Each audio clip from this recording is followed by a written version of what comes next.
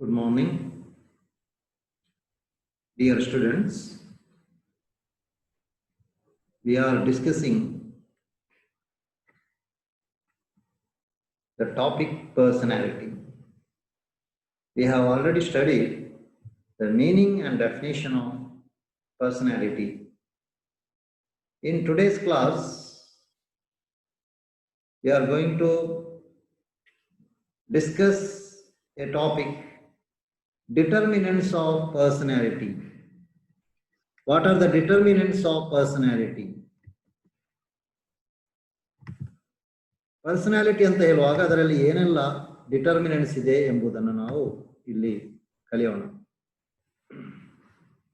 ಅಂದ್ರೆ ಒಬ್ಬ ವ್ಯಕ್ತಿಯ ಪರ್ಸನಾಲಿಟಿಯ ಮೇಲೆ ಯಾವೆಲ್ಲ ಫ್ಯಾಕ್ಟರ್ಸ್ ಎಫೆಕ್ಟ್ ಆಗ್ತದೆ, ಯಾವ ಕಾರಣದಿಂದ ಒಬ್ಬ ವ್ಯಕ್ತಿಯ ಪರ್ಸನಾಲಿಟಿ ಆ ರೀತಿ ಇರ್ತದೆ. So why a person is behaving like that, or why a person's personality is in a particular way, why he is having negative or positive, or why a person is having introspective or other type of the personality, why he is introvert or why he is extrovert, or different type. Some people are introvert, some people are extrovert, and some other people are in other state, other kind of the personality. What is the reason for all this? So what are the factors, what are the determinants of this personality? Let us discuss it. So mainly there are three determinants of personality. One is heredity, second one is environment, and third one is situation. See, nature or biological heritage, it has the effect on personality. His heredity, his biological factors, the heredity which he takes from his parents, his grandmother, grandfather, his mother, his father, his parents, and the environment in which he is living, the situation around him, or a person's personality may not be the same in all situations. It differs according to the situation. So it has, so nature or biological heritage has an effect on the personality. It nurtures the life experiences. Life experiences of a person is also affecting the personality. Let us first of all discuss the first factor, biological factor or hereditary factor. Hereditary factor. The first one is physique and personality. Various things influence the development of personality. Personality ಮೇಲೆ ಹಲವಾರು ವಿಷಯಗಳು ಪ್ರಭಾವ ಬೀರುತ್ತೆ. Physical development influence the development of personality, such as height, weight, physical defects. So ಒಬ್ಬ ವ್ಯಕ್ತಿಯ height, weight, ಅವನ physical defects ಇರ್ಬೋದು, physical ಆಗಿರುವ ಪಾಸಿಟಿವ್ ಮತ್ತು ನೆಗೆಟಿವ್ ಫ್ಯಾಕ್ಟರ್ಸ್ ಇರ್ಬೋದು. ಇವೆಲ್ಲವೂ ಅವನ ಪರ್ಸನಾಲಿಟಿ ಡೆವಲಪ್ಮೆಂಟ್ ಆಗೋದ್ರ ಮೇಲೆ ಪ್ರಭಾವ ಬೀರುತ್ತೆ. See, the next one is intelligence. This is also a biological factor. Intelligence is the thinking power of a man. ಒಬ್ಬ ವ್ಯಕ್ತಿಯ ಥಿಂಕಿಂಗ್ ಪವರ್, ಆಲೋಚನಾ ಶಕ್ತಿ. Due to intelligence human is now in road towards the development. ಅಲ್ವಾ? ಇವತ್ತು ಜಗತ್ತು ಅಭಿವೃದ್ಧಿಯಲ್ಲಿ ಮುನ್ನಡೀತಾ ಇದೆ. ಬೇರೆ ಬೇರೆ ಕ್ಷೇತ್ರಗಳಲ್ಲಿ ಅಭಿವೃದ್ಧಿಯಾಗಿದೆ. ನಾವು ಆ ಶಿಲಾಯುಗದಿಂದ ಈಗ ಇನ್ಫಾರ್ಮೇಶನ್ ಟೆಕ್ನಾಲಜಿ ಯುಗದಲ್ಲಿದ್ದೇವೆ. ಅದರಡಿಯಲ್ಲಿ ಹಲವಾರು ಡೆವಲಪ್ಮೆಂಟ್ ಆಯಿತು. ಇಂಡಸ್ಟ್ರಿಯಲ್ ರೆವಲ್ಯೂಷನ್ ಆಯಿತು, inventions, innovations, scientific innovations, research and development activity, ಇದೆಲ್ಲ ಮನುಷ್ಯ ಇಂಟೆಲಿಜೆನ್ಸ್ ಅನ್ನು ಯೂಸ್ ಮಾಡಿಕೊಂಡು ಮಾಡಿದ್ರು. ಸೊ ಇಂಟೆಲಿಜೆನ್ಸ್ ಅವನ ಪರ್ಸನಾಲಿಟಿಯನ್ನ ಖಂಡಿತ ನಿರ್ಣಯ ಮಾಡ್ತದೆ. Human beings can defeat any one due to the intelligence. ಇಂಟೆಲಿಜೆನ್ಸಿನ ಕಾರಣದಿಂದಾಗಿ human being can defeat any one. ಅಲ್ವಾ? ಒಬ್ಬ ವ್ಯಕ್ತಿಯನ್ನ ಡಿಫೀಟ್ ಮಾಡ್ಲಿಕ್ಕೂ ಸಾಧ್ಯವಿದೆ. ಒಬ್ಬ ವ್ಯಕ್ತಿಯ ವಿರುದ್ಧ ಒಬ್ಬ ಸೋಲ್ಬಹುದು ಅಥವಾ ಒಬ್ಬ ವ್ಯಕ್ತಿಯ ವಿರುದ್ಧ ಒಬ್ಬ ಜಯಿಸಬಹುದು. How? By using his intelligence. The intelligence has that much of power. Persons who are very intelligent can make better adjustment in around them. ತುಂಬಾ ಇಂಟೆಲಿಜೆಂಟ್ ಆದಂತ ವ್ಯಕ್ತಿಗಳಿದ್ದಾರಲ್ಲ, ಅವರ ಅಡ್ಜಸ್ಟ್ಮೆಂಟ್ ಆಗ್ಲಿಕ್ಕೂ ಆಗುವುದರಲ್ಲೂ ಇಂಟೆಲಿಜೆಂಟ್ ಆಗಿರ್ತಾರೆ. They can cope up with the people. ಅವರು ಜನರೊಟ್ಟಿಗೆ ಹೊಂದಾಣಿಕೆ ಆಗ್ತಾರೆ. Intelligence is what we can say, intelligence is hereditary. Sometimes intelligence hereditary ಆಗಿ ಬರುವಂತದ್ದು, ಅದು ಬಯೋಲಾಜಿಕಲ್ ಫ್ಯಾಕ್ಟರ್ ಅಲ್ವಾ, ಅದು ಹೆರಿಡಿಟರಿ ಆಗಿ ಬರುತ್ತದೆ. ನಾವು ಇಂಟೆಲಿಜೆನ್ಸ್ ಅನ್ನು ಕ್ರಿಯೇಟ್ ಮಾಡ್ಲಿಕ್ಕೆ ಆಗಲ್ಲ. We can sharpen the intelligence of the person, we can improve it, that is different, but it is hereditary. There is a relationship between the intelligence and personality. So intelligence ಮತ್ತು ಪರ್ಸನಾಲಿಟಿಯ ನಡುವೆ ತುಂಬಾ ಒಂದು ಸಂಬಂಧ ಇದೆ ಎಂಬುದನ್ನು ನಾವು ಇಲ್ಲಿ ತಿಳಿಯಬಹುದು. And another biological factor affecting the personality is sex differences. Generally boys are more assertive, tough minded and vigorous ಅಲ್ವಾ? ಹುಡುಗರು ಅಂತ ಹೇಳುವಾಗ, ಜೆಂಟ್ಸ್ ಅಂತ ಹೇಳುವಾಗ ಹುಡುಗರು, ಪುರುಷರು ಅವರು ಅಸರ್ಟಿವ್ ಆಗಿರ್ತಾರೆ. ಅವ್ರು ಮಾಡಿದರ ಮೇಲೆ ಅವರು ಅಸರ್ಟಿವ್ ಆಗಿರ್ತಾರೆ. ಕೆಲವೊಮ್ಮೆ ಅವರು ಟಫ್ ಮೈಂಡೆಡ್ ಆಗಿರ್ತಾರೆ, ವಿಗರಸ್ ಆಗಿ ಬಿಹೇವ್ ಮಾಡ್ತಾರೆ. They show interest in winning also in outdoor activities.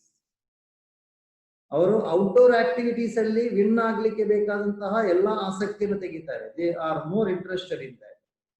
Girls are interested in less vigorous games. ಈಗ ಗೇಮ್ಸ್ ಅಲ್ಲೇ ನೋಡಿದ್ರು, ಗರ್ಲ್ಸ್ ಆಡುವಂತಹ ಗೇಮ್ಸ್ ಅಷ್ಟೊಂದು ವಿಗರಸ್ ಆದಂತಹ ಗೇಮ್ಸ್ ಗಳನ್ನ ಅವರು ಆಡುವುದಿಲ್ಲ.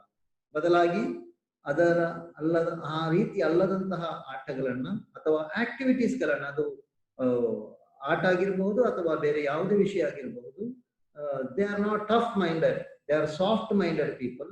ಅವರು ಸಾಮಾನ್ಯವಾಗಿ ಏನಂದ್ರೆ ಟಫ್ ಮೈಂಡೆಡ್ ಆಗಿರುವುದಿಲ್ಲ, ಸಾಫ್ಟ್ ಮೈಂಡೆಡ್ ಆಗಿರ್ತಾರೆ ಎಂಬುದಕ್ಕೆ ನಾವು ತಿಳಿಯಬಹುದು. ಸೊ ಯಾಕೆಂದ್ರೆ ಅಂದ್ರೆ they remain quiet, show interest in personal and physical appearance. ಅವರ ಪರ್ಸನಲ್ ಅಪಿಯರೆನ್ಸ್ ಅನ್ನ ಚಂದ ಮಾಡುವುದು, ಫಿಸಿಕಲ್ ಅಪಿಯರೆನ್ಸ್ ಅಲ್ಲಿ ಅದರಲ್ಲೇ ಅವರು ಹೆಚ್ಚು ಇಂಟ್ರೆಸ್ಟ್ ತೆಗಿತಾರೆ. ಅವರು ವಿಗರಸ್ ಆದಂತಹ ತುಂಬಾ ಹುರುಪಲ್ಲಿ ಮಾಡುವಂತಹ ಕೆಲಸಗಳನ್ನು ಎಲ್ಲರೂ ಹಾಗೆಲ್ಲ ಸಾಮಾನ್ಯವಾಗಿ ಇದು ಹೆಲ್ಪ್ ಆ ರೀತಿ ಹೇಳ್ಬೋದು. That is why most of the girls have a better sense of fine arts. ಅವರು ಫೈನ್ ಆರ್ಟ್ಸ್ ಅಲ್ಲಿ ವಿವಿಧ ಲಲಿತ ಕಲೆ ಅಂತ ಏನ್ ಹೇಳ್ತೀವಿ ಅದರಲ್ಲಿ ತುಂಬಾ ಹುಷಾರಿರ್ತಾರೆ. They are more intelligent in that. So what we can say is sex differences play a wide role in the development of individual's personality. So the personality of a man, of the men and women are not same. It differs. It differs according to their biological factors, according to the sex differences.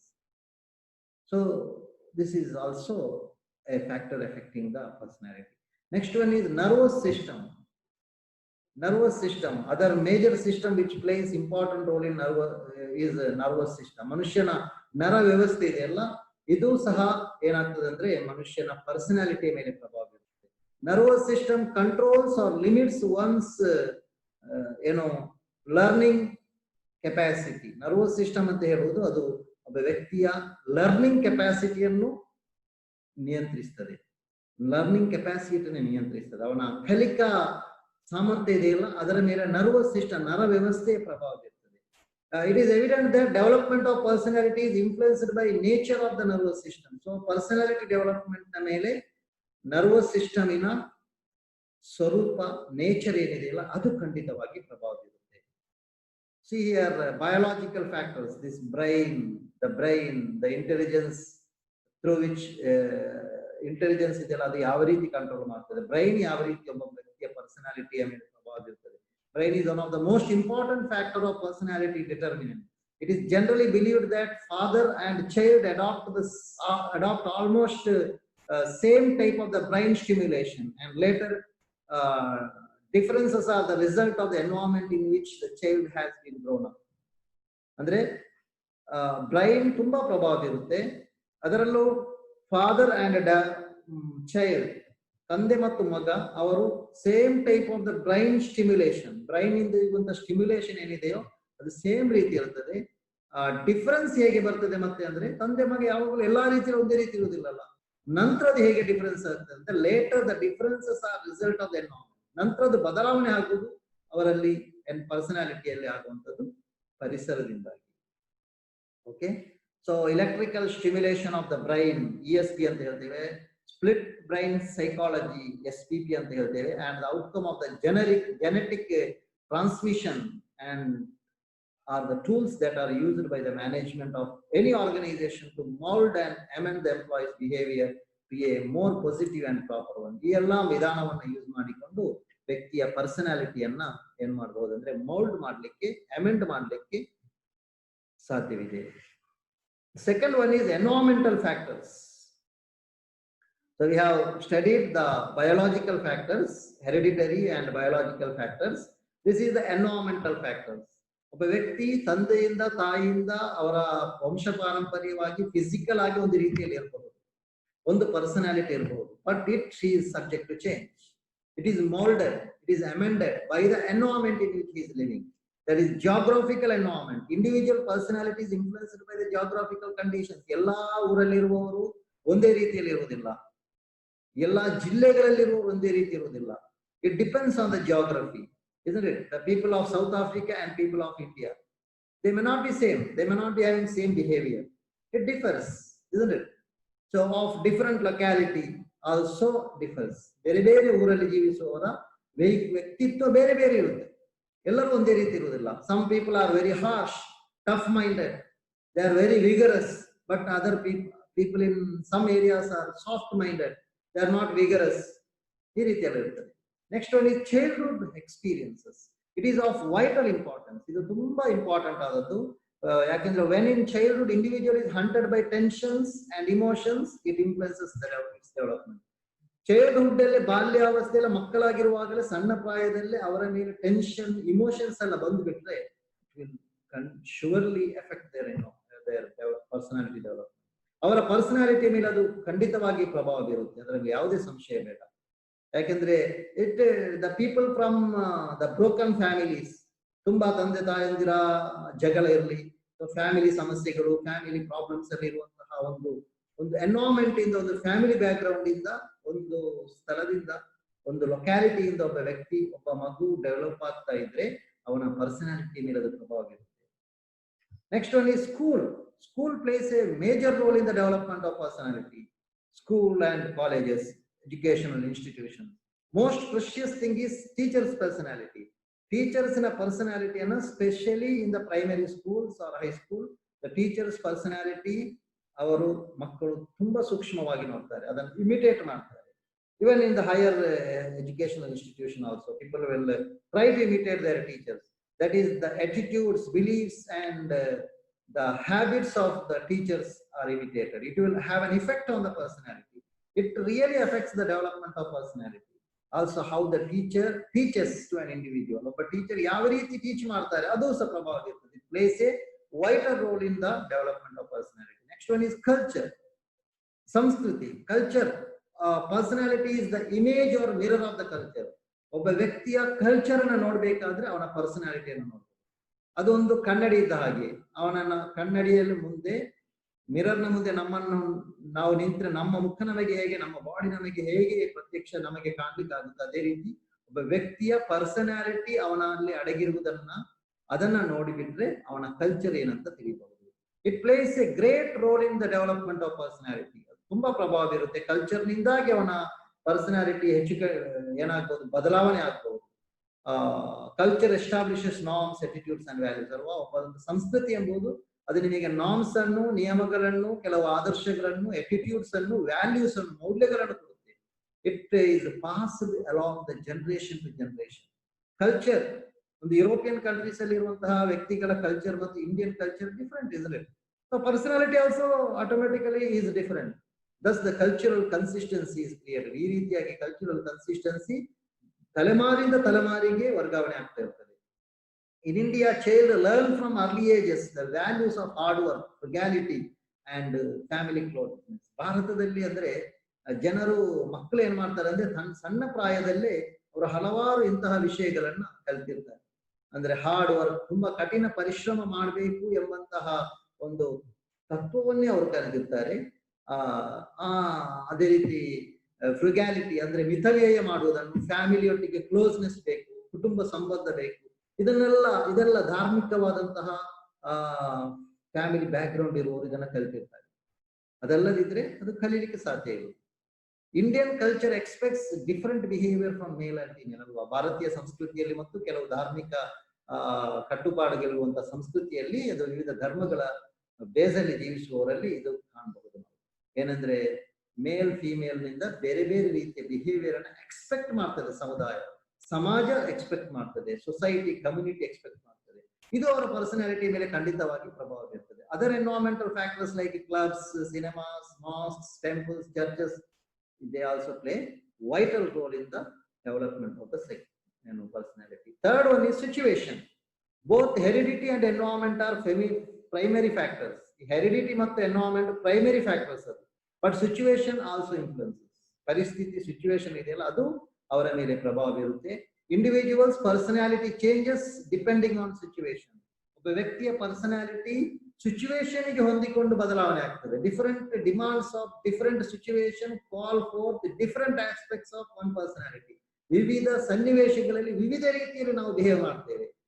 A person is attending an interview, the same person after attending interview he goes to a beach or he goes to a religious place, prayer hall or mosque, church, temple, ಎಲ್ಲಿಗಾದ್ರೂ ಹೋಗ್ತಾರೆ. ಎಲ್ಲ ಕಡೆ ಒಂದೇ ರೀತಿ behaviour ಇರ್ತದ. A person facing the interview and enjoying a picnic, it is not same. There are different personality ಅಲ್ಲಿ depict ಆಗ್ತದೆ.